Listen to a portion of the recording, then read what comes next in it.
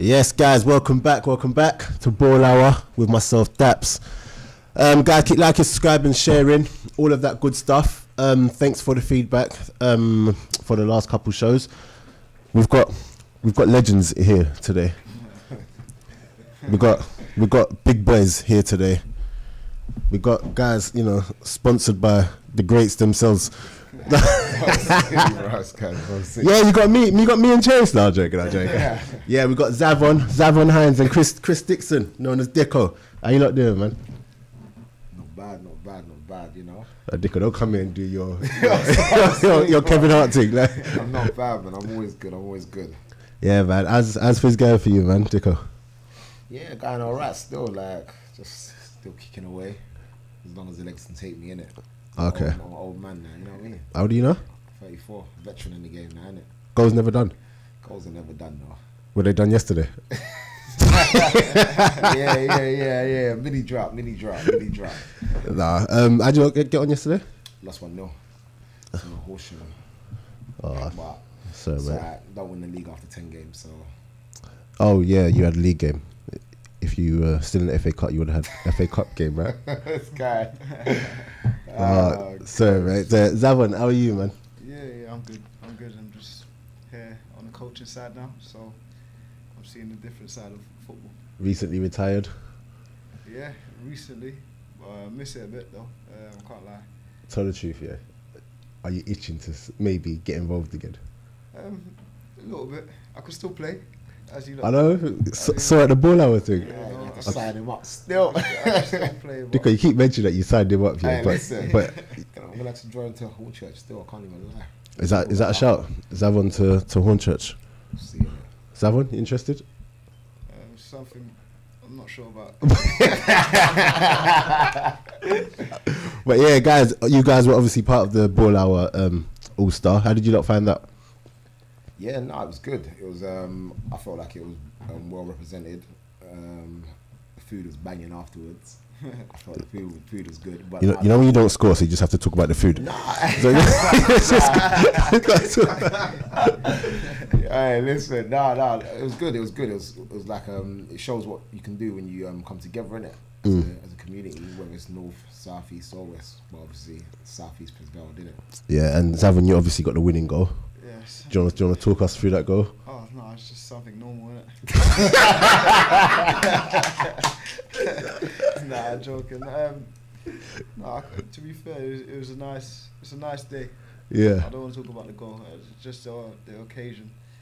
Obviously, like Dicko said, he called me up like last minute addition. Apparently. Yeah.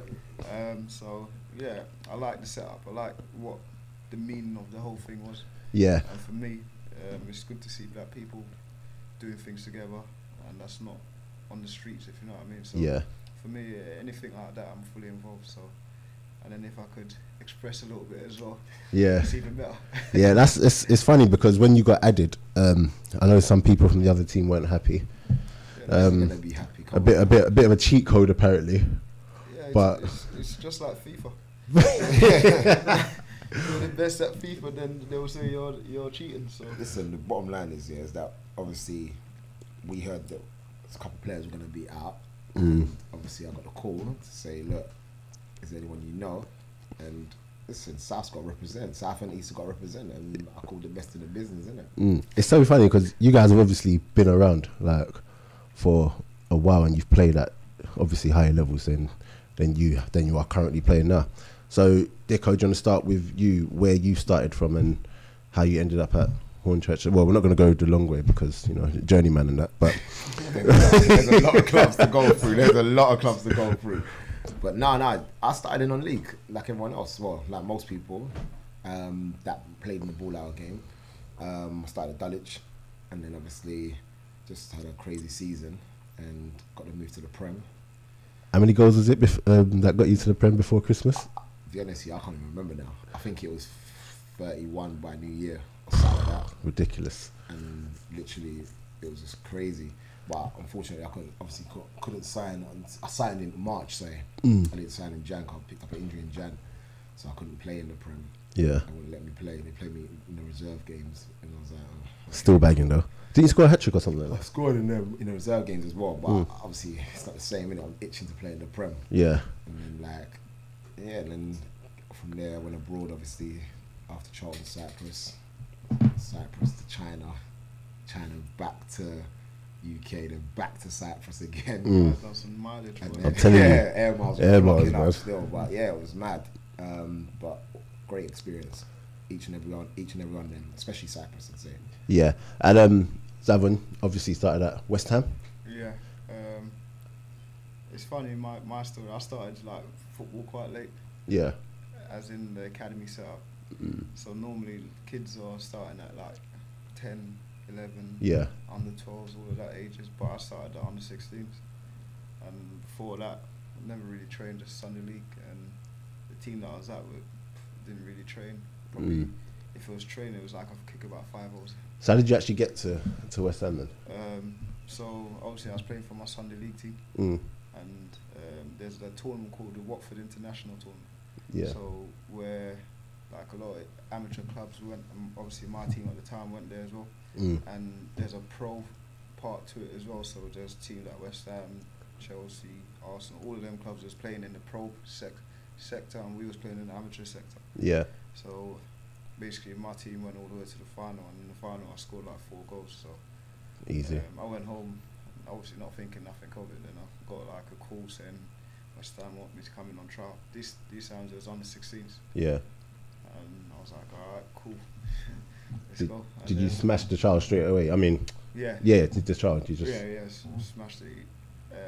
It's like normally it's a 6-week trial. I went in and I played a game, played 1 game, and the following week I got signed.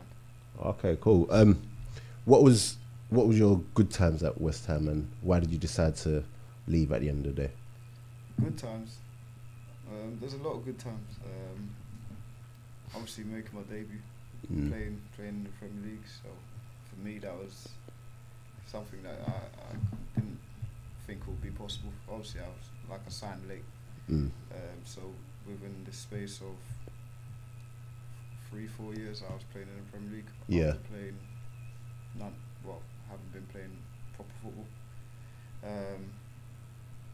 I was scoring the winner against Villa last minute. So that was special. I remember seeing that all over the place. I was thinking, look at this guy, sharp striker for West Ham, just banging. I wish I could do that. Yeah. I'm telling you, I was thinking, raw. Yeah.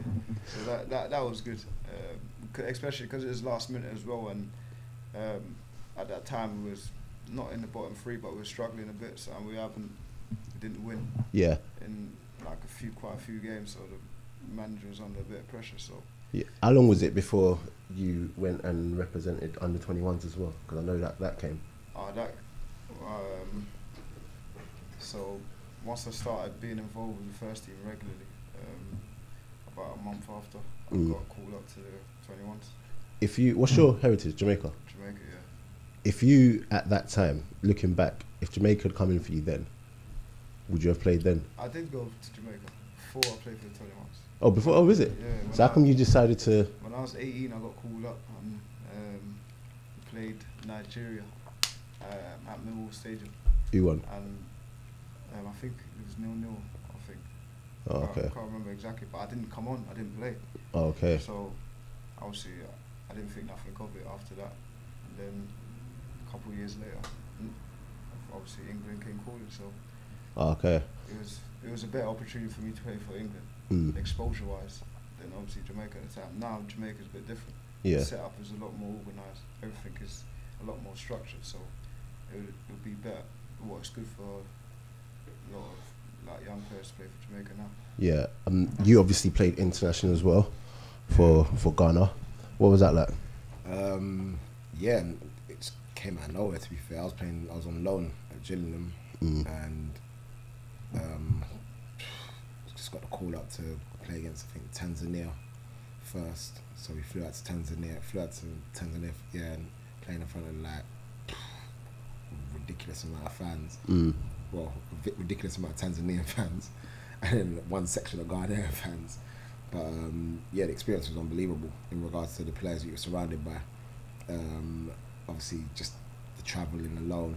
I was always told, like, go and see the world, and football just gave me the opportunity to go and do that. Yeah. And yeah, players I was around was just like, these are players you see on television. And you're thinking, wow, I'm now mingling with these guys. Like, just ridiculous. So where did you two actually cross paths, like, the first time? This is funny, yeah, because I came back from China and I was injured, so I was getting rehab at Charlton, and then Wayne Burnett, who was my Dulwich manager, was the manager of Dagenham and Redbridge at the time, just called me up and said, come in and train. I know you're obviously not fit, but you can come in and do some work with us. And I was like, I just jumped at it. And that's when I see Zav for the first time. But I'd already known of Zav beforehand anyway. But this guy was doing a madness in training. I was thinking, who's this you who's doing a madness? So, but yeah. And then obviously that's the first time we crossed paths at Dagenham. We all played together, yeah. Were you always a striker? Weren't you a winger? Yeah. No, I started off as a striker. Like, because obviously back in the days it's only 4-4-2. Yeah. They didn't really change it like 4-2-3-1 or anything like that. So, but then once I got to reserve football and like started training with the first team at West Ham, they played 4-3-3. Okay. 4-3-3. So, and at the time I was with Zola, and he likes his wingers. He likes wingers and stay high, and I fit that bill. So I started on the left. What was your favourite position? Left and three up top. Oh, I could tell. That goal you scored, you cut in, boom, top bins. This sounds, like you said, normal, bro. I'm seeing it in training, yeah, this guy was doing flip flaps around people. Yeah. I was just like, this is a madness. Okay, so obviously this is a non-league show, so we're going to get into how you guys actually came into non-league. I'll start with you actually, Zavon. You came into non-league, but then went back to the leagues, right? Yeah. So I was at Southend for like 6 months. Because before that I was at Dagenham with Dicko, and then I got injured. Yeah. So I done like my knee, and then I was out for like a little while. But Southend was in the league above, like League 1 at the time, and Dagenham was in League 2. But Southend still wanted me. I was quite surprised, but well, I'm not surprised.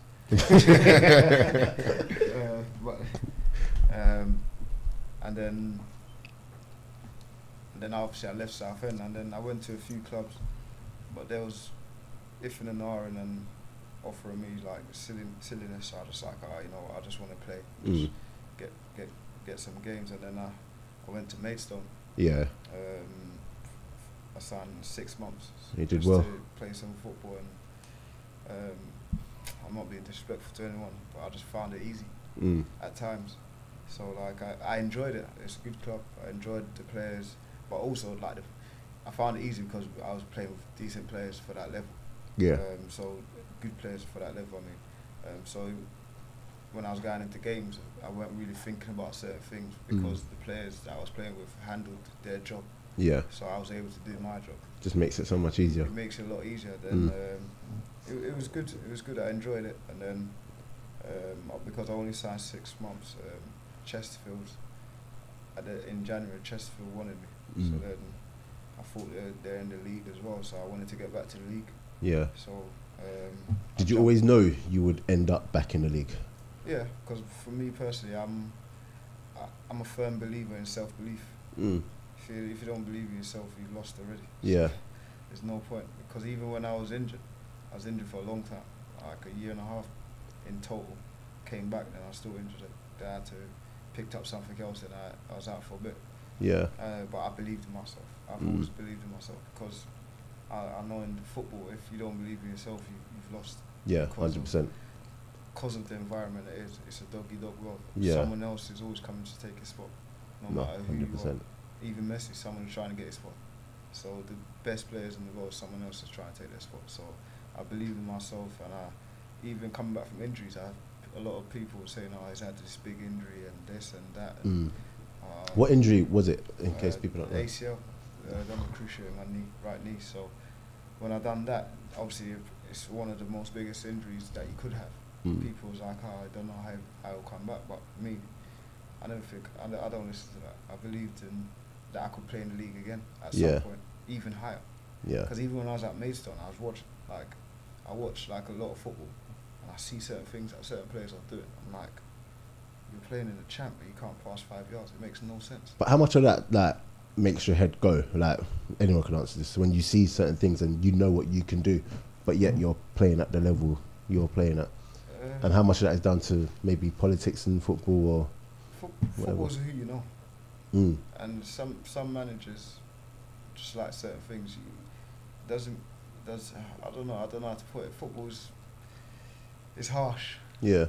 Like, and it's who, like I said, it's who you know. Some managers like certain players, and will stick with that player all the way through their career.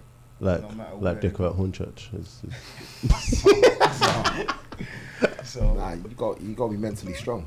Yeah. You got to be mentally strong because this, like you said, it's a dog-eat-dog world out there in regards to the football scene. Yeah. And yeah, if you're not mentally strong, this game can eat you up. Because how did you end up at Hornchurch then? Because I know a few eyebrows were definitely raised when that happened.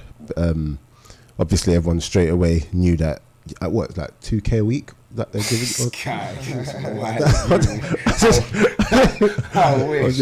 Everyone knew straight away like, oh yeah, they've got the money. Nah, obviously, when I came back, I signed for Sutton, and it didn't really work out at Sutton. I'd say that's probably one of the only times goals were done, innit?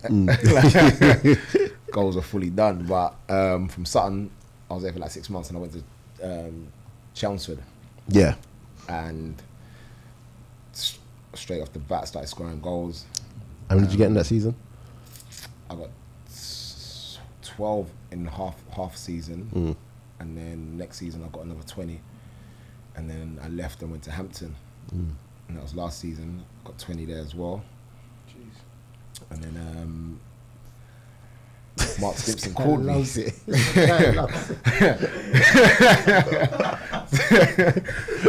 Mark Stimpson called me, and when he called me, I was shocked because I didn't actually know where he was. I think last time I saw him he was at Thurrock. So he said, "No, he's got the Hornchurch job," and I figured, look, it's pretty local. Hampton was a bit of a slap in regards to like the journey, just going down there. And yeah, Hornchurch is more local to me. Really? Essex, Kent, right next to each other, innit? So I ended up going, signing down there and started off well in regards to how the season's going so far. But it's a long way to go. Yeah. Does it make you laugh when, like, you hear managers say, "Oh, he's too old to do it now"? You've heard that for a couple of seasons now. I've heard that for a couple of seasons now, and I'm like, okay, I've got 20 there and then 20 here. Like, am I still too old? And obviously, I'm top scorer in the league at Hornchurch now as well. So it's like, but don't you find that obviously you can only be judged on what you've just done in football? Do you know what I mean? And if you're scoring 20 goals, but yet you're hearing them say, "Oh, maybe just a bit too old" or whatever. Don't you find it a bit? When I was at Hampton, obviously there was rumours going around that I was going to leave in January and get back into the league. And it's funny, I sat down with the manager and everything, and I thought it was going to go through, but it didn't happen. And do you know what team that was? Yeah, I was supposed to sign at Macclesfield. Oh, okay. In last year, Jan. And it didn't happen. It didn't go through, and kind of see it as a blessing because you got to realise, one thing I realised about the game is when you're having fun, you're enjoying it, that's when things go well. Yeah. And if that means I've got to drop down a league to go and have fun and enjoy it, so be it. But obviously, it's every player's dream to play as high as possible, for as long as possible. Yeah. If it doesn't happen for whatever be, the powers that be don't want to allow that to happen, then you just got to go and keep proving them wrong. Yeah. As your season at Hornchurch actually going, like Hornchurch as a team, are you enjoying your time there? I'm definitely enjoying it. I'm enjoying it. I'm enjoying the players, the banter. More than anything, that's what I enjoy, the camaraderie in the changing room. And when I do hang up my boots, I'll definitely. That's why. Are you hanging up your boots anytime soon? Well, I said to myself, if I get another 20 this year, then obviously I'm gonna keep on going. So I'm on 10 at the moment. So you're not even. It's only what? It's about 8 or 9 games in, mate. It's October still. Yeah, I know. So yeah, I'm I just got to keep going. I keep going. Obviously, I look after myself more than anything. That's the main thing. So as long as I keep banging in the goals, I'll keep going. Yeah, Zavon, you obviously retired because of injury, but was that just like the icing on the cake, or was it literally just because of injury that you thought, you know what, I can't do it to myself anymore, let me just stop? My thing was more kind of precautionary kind of thing, long term. Yeah. So I just thought about the future instead of the present. Yeah. Like I could still play now, but I kind of also fell out of love with playing at that lower level. Yeah. There's a lot of things that go on that people don't know, and there's a lot of frustration. I didn't like football. I fell out of love with it, and I thought to myself, I'm not going to put my body through this. Yeah. I don't love it. Wow. So I thought I'll do something that I love, which is coaching. Yeah. So I love the development side. I love to be on the pitch, and I'm still able to train. I'm still able to play. So, sorry, go on. Yeah. So I was able to do that and get the best of both. So yeah. Yeah. So you coach youngers, right? Yeah. So I coach at West Ham on the 14s now. Yeah. With another coach, and I also do a bit with Bromley's first team. Yeah. Okay. So, I was gonna lead on to that one. I get the best of both worlds, if you know what I mean. So I get development side from West Ham because I'm still learning, and I get to work with young players. Yeah. Was that always your thing to want to be a coach? No, it weren't always my thing. At one point in my life, I said I'll never be a coach. Because of probably how I used to get coached by certain coaches because it was awful. Yeah. So I thought, oh no, I can't do all of that. But I like to be able to impact a kid's life. Yeah. I set up my own academy to give opportunity. Yeah. What's your academy called? AFC NASA in South London. Okay. So me and my friend, we set it up to be able to obviously bridge that gap between grassroots and professional. Yeah.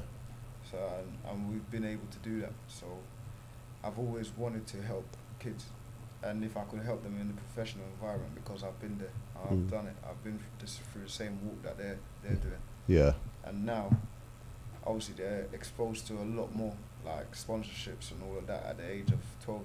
12 makes no sense to me. Really? Is that how young they're getting? Yeah, so because they've got all of that, they're exposed and they think that they've made it already at that age. Yeah. They're far from it. Wow. So obviously at West Ham now we do a lot of mentoring. So we do a lot of video analysis with like players about their games and how they are on and off the pitch kind of thing. So it helps prepare them for when they get to under 18s. Yeah. On the 23s or even first team. Okay, you mentioned Bromley, and obviously they've started the season really well. Yeah. Is that down to your new coaching now? That you got to lead by example. Nah, joking. Nah, to be fair, we've got a good coach. Good coach and the manager and the assistant, and just the whole setup. Like they're good coaches. They know their stuff. And there's a structure to every game. So the preparation for every game, week by week, is very detailed. Yeah. But also, I think we've got good players. Yeah. Like that you could helps have a good coach, but if you ain't got good players, the coach is going to be void. So we've got good players as well that knows that league and has played higher as well. So so both of that going hand in hand. So it works out well. So we're in a good position. We're second now. We lost yesterday, unfortunately. Is that the first time this season? No, second loss this season. Oh wow. When was the first? When was the first? The week before, so we lost 2 in the bounce now. Okay. But we're still second in the league, so no one expected that of Bromley at the start of the season. We're a point off top. To be fair, they bought well in the. Yeah. They recruited well during the summer, so. Yeah, we got some. Like I said, we've got some decent players, and my main thing is about the mentality side of the players. They're all hungry to play higher. Yeah. And my thing is, if you're hungry and you have a vision and ambition, they'll do well. Okay. If you have players that you think, oh yeah, this is it for me, then they won't really do the extra. Yeah. That you will need to take it to the next level. Okay. What would you guys say you dislike the most about non-league football? Because obviously you guys have experienced the pro side and now the non-league side. Or what would you say is the biggest difference? For me, ball retention. Is that you? Just keeps bouncing off your chest now? Yeah, probably. I'd say that. No, but honestly, I think football's evolved so much over the last 20 years. So you're now realising how much influence possession is in a game. Yeah. And all this smashing into the channels and running into the corner flags and that. Like, it's all good and well if you're trying to squeeze out the pitch and you've got a reason behind it. But if you're keeping the ball and you keep the ball, you win the game. Don't you find that's happening less and less though? It is happening less and less, but it needs to happen. It needs to be dead. It's gone. Because at the end of the day, as you can see, like the top teams in the world, you can play like those players. The only difference is that they've got the discipline to want to keep the ball in tight areas. They don't get bored of passing, making 10-yard passes. They don't never get bored of it. They could pass and wear you down, and then score in the 90th minute. Plus, you've got to actually have the players to. Of course, you've got the players to do that. But everybody that plays football should know how to make a 10-yard pass. Should know. Right. I can show you a couple of Arsenal players that don't. And be disciplined enough to keep on doing it and keep on doing it. So even at Hornchurch, the players, I must frustrate the hell out of them. But I'm always saying, find a red shirt, find a red shirt, find a red shirt, because the more you keep the ball, the more chance you're going to win the game. Apart from you, at Hornchurch, obviously scoring goals, who else would you say has caught your eye specifically on that Hornchurch team and has started the season well? I'd say we've got a right winger called George Saunders. I think he's got every opportunity and every chance of getting into the league. Yeah. I mean, he's quick, he's direct. He just needs to learn, like I said, the whole discipline side of retaining the ball. And you don't always have to hit the byline. You can turn back and you can just recycle and then get the ball again. But he's got all the attributes to get into the league. Lewis Spence, maybe? Lewis Spence is a bit older. That's the only thing about Lewis Spence. Lewis Spence is a bit older, so he's obviously a good player. He's a captain down there as well, and he gives great information. One thing about him, I must say, his communication on the pitch is unbelievable, and it helps all the other players around the pitch. He's a natural leader. But yeah, I'd gotta say, because of his age, George Saunders is the one person that stands out to me. Okay. Sorry. So your personal targets for the season, is it just to bag 20 goals again? It's never to, do you know what, it's funny, it's never actually to bag 20 goals. I never have a target. I just say, get to a certain stage and we'll see how it goes from there. But I had a running joke with a few people that I was going to get 20 before Christmas. Yeah. And now the running jokes turn into like, well, this could actually happen. And I'm just like, well, I'm just taking each game as it comes. Do you actually find it easy at this level though? It's easier, of course, but I tell you what, the hardest part is the mental side of it. Is obviously being able motivated to give information over to teammates as to how what you require, because you played at a high level, because you know you've got a little bit more experience than them. Yeah. But saying that, they could say they've got more experience at that level than me. So it's just obviously communication and obviously giving the right information over. Yeah. Zavon, what are your personal targets, short term, long term, in regards to your future coaching? Short term, I want to complete my coaching badges. Okay. So I've almost completed the UFB. So how long do they take, those coaching badges? So because I'm with the PFA, we've done like an intense course for like 2 weeks, and then the PFA, they'll come out and coach or assess you coaching 2 or 3 times, and then they'll sign you off to, and then that's it. Then obviously in between you got to do like a presentation of you like going for a job at an academy somewhere. So yeah, so I'm in the process of doing that now, and then after that I go for the A license as well, because I want, for me, I don't believe in doing it half-hearted, so I want to go for the full works. Yeah. And then just see where it takes me. I haven't got anything planned, or I haven't planned anything regarding coaching or where I want to be in 10 years or anything like that. Have you thought about maybe getting into that fully managing? Yeah. Yeah. Yeah, because I've learnt off a lot of managers, good and bad. Who's one of the best managers you played under? One of the best managers. and this will sound weird. One of the best managers I've had is Eddie Howe. Okay. But I never got along with him. I told you. Sound weird, isn't it? I didn't get along with him because I didn't understand myself. Yeah. And he didn't understand me as a person either. Mm. So then we kind of clashed at a certain time because he was big on the mentality side, Yeah. which I've grown to understand a lot more. Oh, is that why? So if I'd asked you this question maybe 10 years ago, I would have probably. would he maybe have been like one of your worst managers then? But it's only because you've come to understand.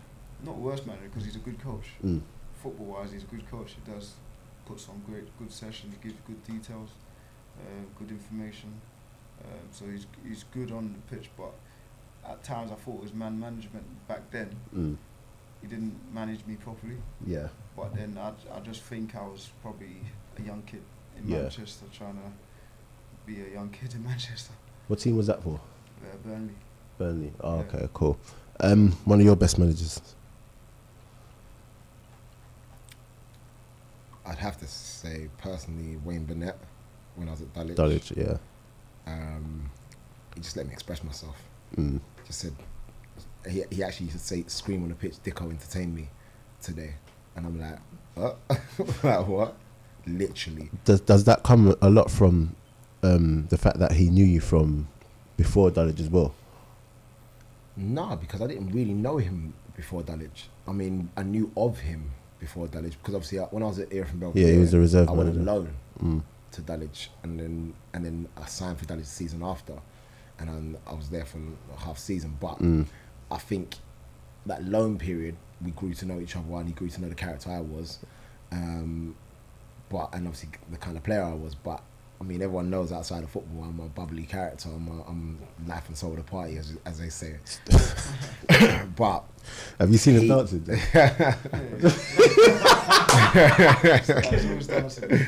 But he the only one on the dance. but he literally used to tell me just to express myself, and obviously by the time I got back to Dagenham, things had changed and whatnot. I wasn't fit, but yeah, I mean, definitely I'd say he was one of the best managers I had. He was mine as well. Wayne Burnett. Oh, is it? Yeah, he was one of the best I've had. What is it about him that makes him so good? Do you know what? Because he used to be a player himself, Yeah. and he was a very, very good technical player as well. But you could see that he noticed his talent very well, and he noticed his individual talent, and allows him to be that player that they want to be, as well as learn the other side of the game, the hard working side of the game. And I noticed that even at Dagenham with Zav, how I almost saw how he treated me at Dulwich is how he treated Zav at Dagenham, and it was literally express yourself. Express yourself. Yes, I need you to do the hard work going the other way, but when you get on that ball, express yourself. Yeah. No, that's decent. Love to hear that. Your inspirations as strikers when you were growing up, like who did you watch to, who kind of motivated you or inspired you to go on and play? I've got loads. I could be for a while. We ain't got a while, Dicko, so Obviously Ian Wright. Come on. Standard. R9. It's definite. I'd even say Samuel Eto'o, Oh, okay. Samuel Eto'o was unbelievable in regards to teaching you how to just kick and push and use your raw pace, your raw aggression, like your raw African spirit. But yeah, no, definitely I'd say them three were probably my biggest influences. Yeah. Okay, Zavon? I got three as well. Ian Wright was one, Arsenal fan, so I was watching him. Henry. Yeah. He was unbelievable. Actually, I got four, sorry. Four. Henry and obviously R9, Brazilian. And this guy the next one took me to the next level. Ronaldinho. Oh, okay. Yeah. Okay, yeah. When I used to watch him, that's the definition of excitement. Yeah. So then when I wanted to go on the pitch, I wanted to excite too. Yeah. So I wanted to do exactly what he was doing. I was just say, trying things. And then because I was trying things, people didn't know what I was going to do. And I got that from him, to be fair. Would you guys say you're skillful players? I know you got a couple tricks. Dicko. All right, listen. I'd say when I was younger, I tried to incorporate step over, couple step overs and that, but I was just quick, innit? I knew if I pushed it past you, you're not catching me. So we still need to race you though. Well, when you're ready, I keep telling you. You're 34 now. You're waiting for me to get older and older. I know you're waiting for me to get older and older. No one's gonna catch you when I'm like 37 and say, yeah. Now let's race. Yeah, I'm ready when you are, bro. I'm ready when you are. Cool. What we're gonna do now? I don't know if you've not seen this. We do your combined All-Star 11. So it could be past and present players, whatever. You lot decide. It ain't got to be non-league. It's just whatever. We do this every week. I know there's going to be certain people who are just going to make your team because that's what happens every week. But yeah, starting from goalkeeper all the way to striker.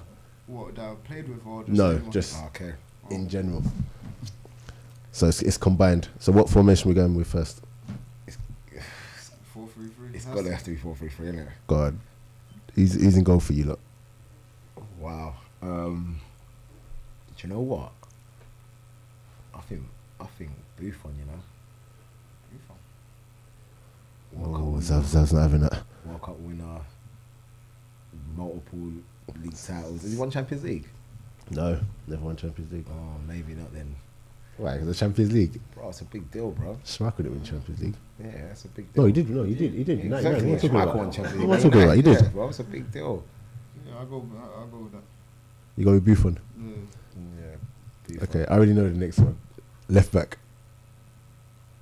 Why do you know the next one? I don't understand. Watch, go on.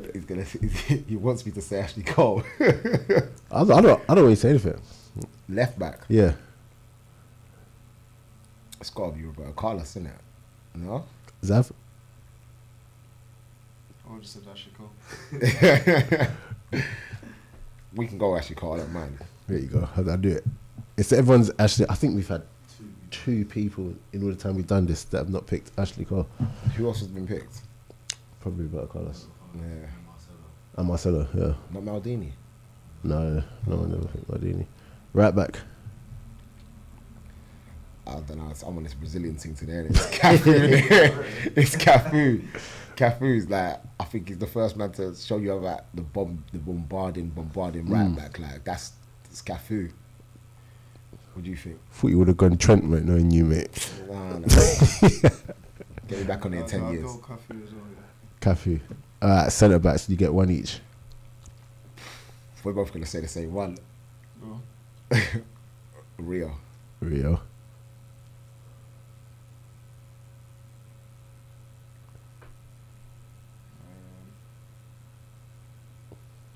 He was going to say Rio, innit? No. I'm going Van Dijk. Really? Wow.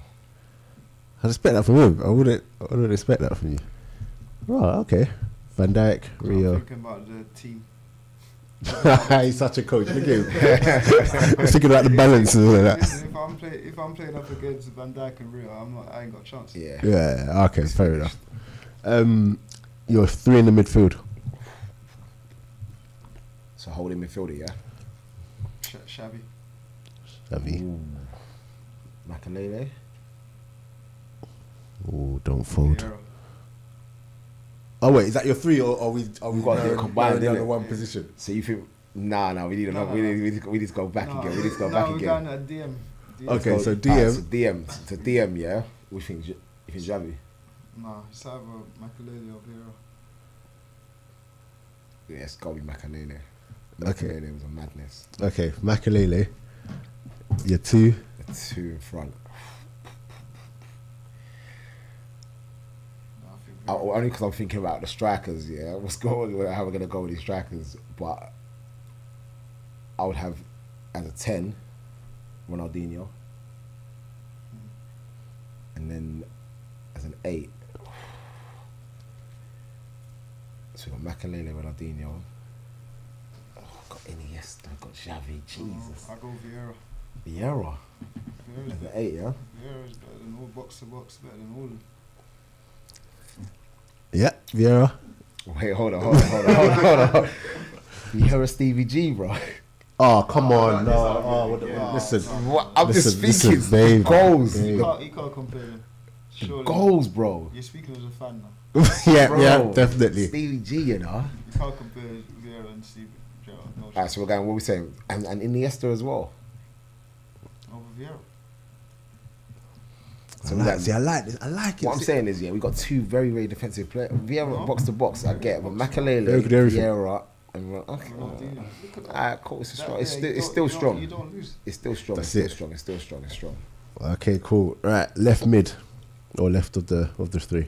Thierry has to be. Does it have to be? Yeah. Okay. Right. Messi. Messi. See. Okay, go on. And up top. Oh, man. R9. Yeah. So Cristiano's out.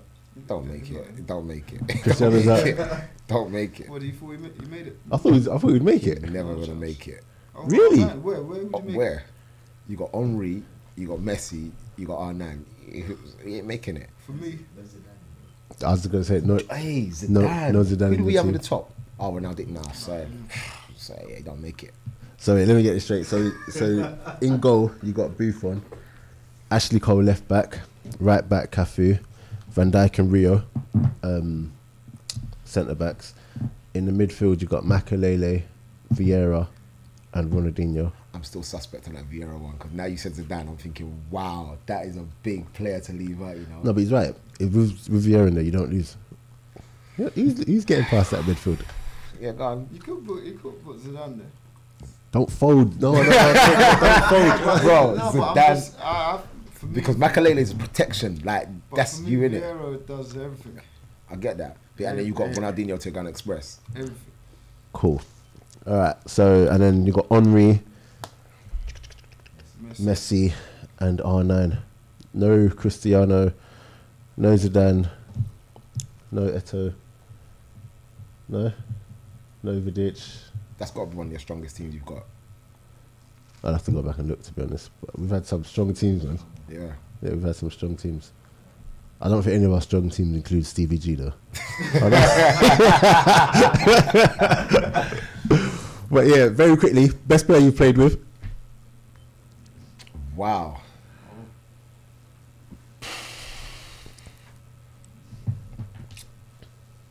One of two. I can't separate them. Suleiman Tari Oof, or that's Michael a Essien. big names. I can't separate the two. Big names. Can't even pick them up off the floor, mate. That heavy. Go on, Zav. I don't know. Played with a few. It's hard to choose one. Okay, go on. Pick. Just name a couple that you played with. I think that's more what people want to hear, to be honest.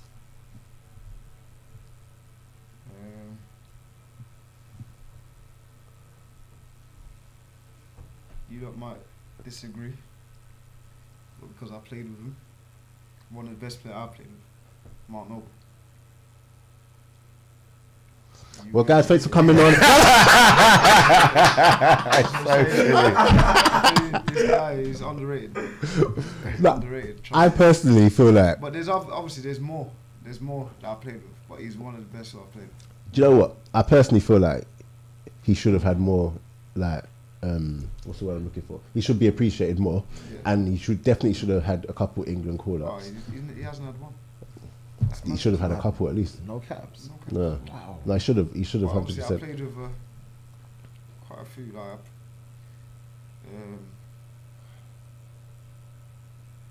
well, not played, but trained. Tevez, Mascherano must have been there then as well. Mascherano played with him. Mm. Yeah. Well, okay. you know, normally we get bare like non-league players. But yeah, guys, thanks for coming on. Hope you've enjoyed. Yeah, I did. All the best for the season. Goals never done. Coaching. Never done. Yeah. But yeah, guys, keep liking, subscribing, sharing. Hashtag Ball Hour Show. Hashtag Ball Hour. Whichever one you want to do, we'll see it. Get at us with any questions, and we'll see you next time. Thank you. Banging.